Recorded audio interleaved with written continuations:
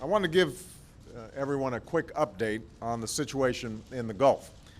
As we all know, a new cap was fitted over the BP oil well earlier this week. And this larger, more sophisticated cap was designed to give us greater control over the oil flow as we complete the relief wells that are necessary to stop the leak. Now, our scientists and outside experts have met through the night and continue this morning to analyze the data from the well integrity test. What they're working to determine is whether we can safely shut in the well using the new cap without creating new problems, including possibly countless new oil leaks in the sea floor.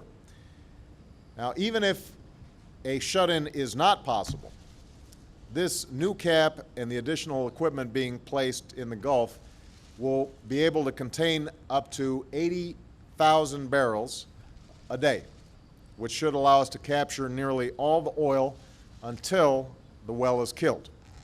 It's important to remember that prior to the installation of this new cap, we were collecting on average about 25,000 barrels a day. For almost 90 days of this environmental disaster, all of us have taken hope in the image of clean water instead of oil spewing in the Gulf. But it is our responsibility to make sure that we're taking a prudent course of action and not simply looking for a short-term solution that could lead to even greater problems down the road. So, to summarize, the new cap is good news. Either we will be able to use it to stop the flow, or we will be able to use it to capture almost all of the oil until the relief well is done. But we're not going to know for certain which approach makes sense until additional data is in. And all the American people should rest assured that all of these decisions will be based on the science and what's best for the people of the Gulf. All right? I'll take just one or two questions. Go ahead. Did you feel the earthquake, Mr. President? I didn't. Sir, do you think this means that basically we're turning the corner, at least in the Gulf? Tell the American people what you anticipate in the next few weeks ahead, because they're still very anxious about this. Well, I think it's important that we don't get ahead of ourselves here. You know, one of the problems with having this camera down there is that when the oil stops gushing, everybody feels like we're done, and we're not. The new cap is containing the oil right now, but scientists are doing a number of tests. What they want to make sure of is that by putting this cap on, the oil isn't seeping out elsewhere in ways that could be even more catastrophic, and that involves measuring pressures while this cap is on. The data is not all still in, and it has to be interpreted by the scientists. But here's the good news that I think everybody needs to understand.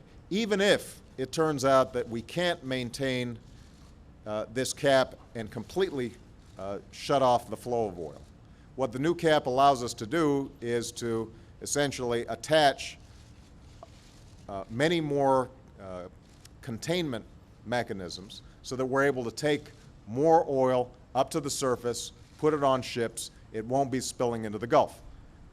The final solution to this whole problem is going to be the relief wells and getting that completed. But there's no doubt that we have made progress as a consequence of this new cap fitting on, and that even if it turns out that we can't keep the containment cap on to completely stop the oil, it's going to allow us to capture much more oil, and we'll see less oil flowing into the Gulf. Now, in the meantime, obviously, we've still got a big job to do. There's still a lot of oil out there, and that's why we've got more skimmers out there. There's better coordination on the ground along the shorelines. There's still going to be an enormous cleanup job to do, and there's still going to be the whole set of issues surrounding making sure people are compensated properly, that the $20 billion fund is set up and is acting expeditiously.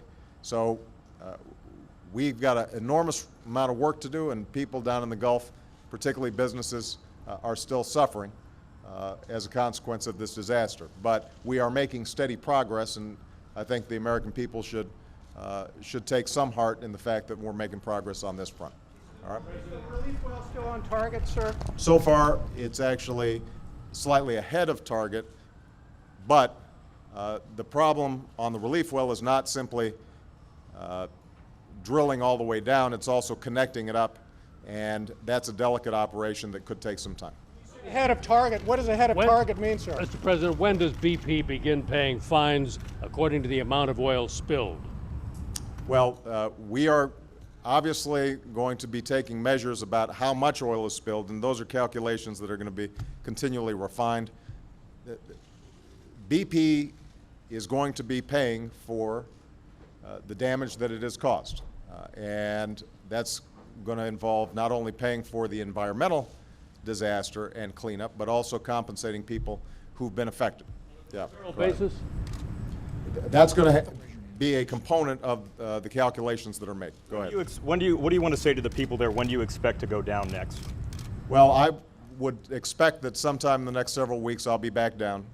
What we're trying to do right now is to make sure that the technical folks on the ground are making the best possible decisions to shut this well down as quickly as possible, that we're standing up the funds so that people are compensated quickly.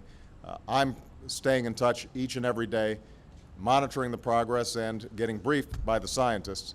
The key here right now is for us to make decisions based on science, based on what's best for the people of the Gulf, not based on PR, not based on politics.